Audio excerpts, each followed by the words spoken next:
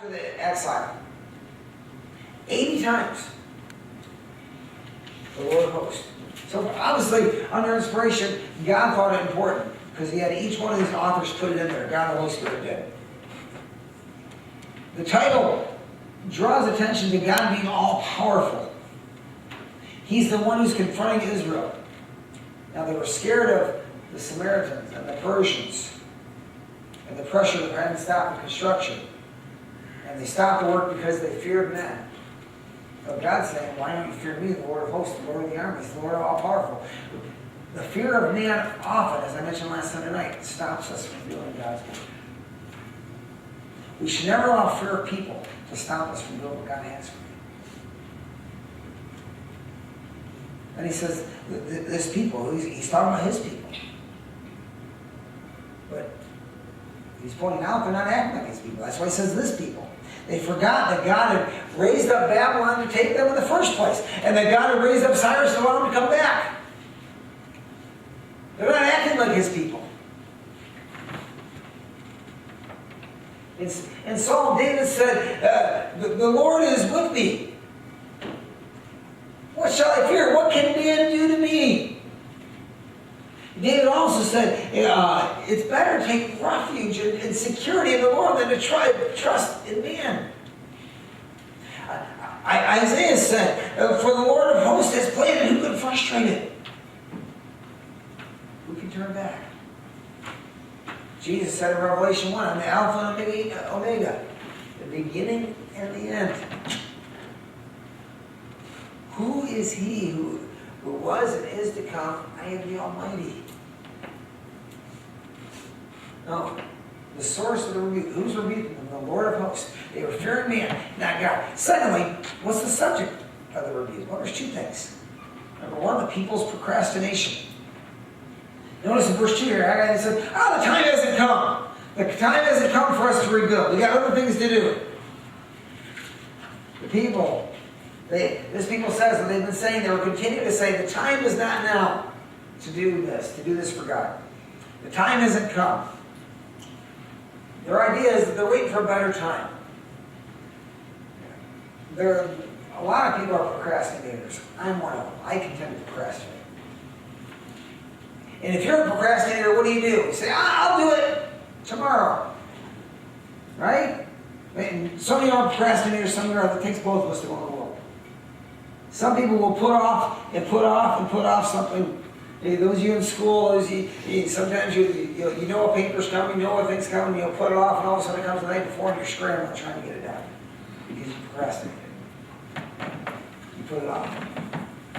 Well, the children of Israel were putting off, and what does it show when you put something off? It means it's not the priority it should be. That's why I have to battle procrastination. They were waiting for a more convenient time.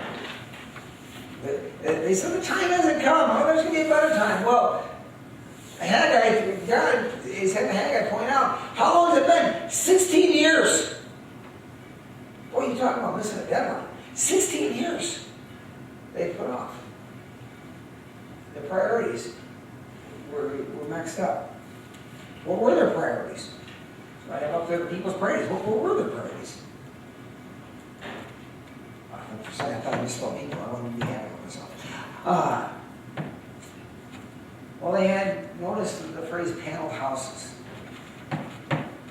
Paneled houses has the idea of their houses were completed.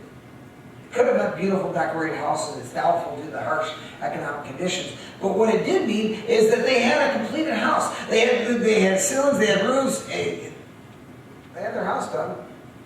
But God's house wasn't even thought of. They weren't even thinking about God's house. Upon returning, the Jews' first priority was to rebuild the temple. But because of fear, because of misplaced priorities, if you remember, they feared Cyrus, they feared the Samaritans. And then their priority is, well, I'll get my house in order, I'll take care of God's house. And selfish pursuits. But what about their own selves? the most important thing that they were sent back to do was left undone. What are our priorities?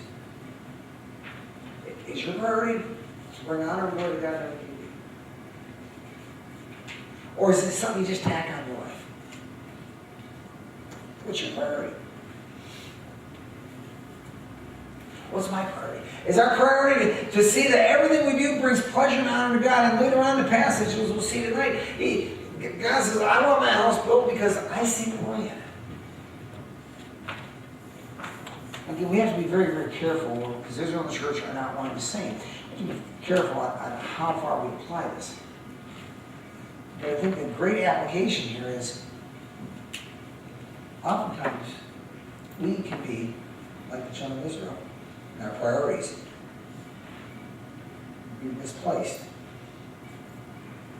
Or we stop because of fear. Is there someone that you witnessed to once, but you're scared to witness to again because you're scared? Because of how they treated you the first time? Is that possible?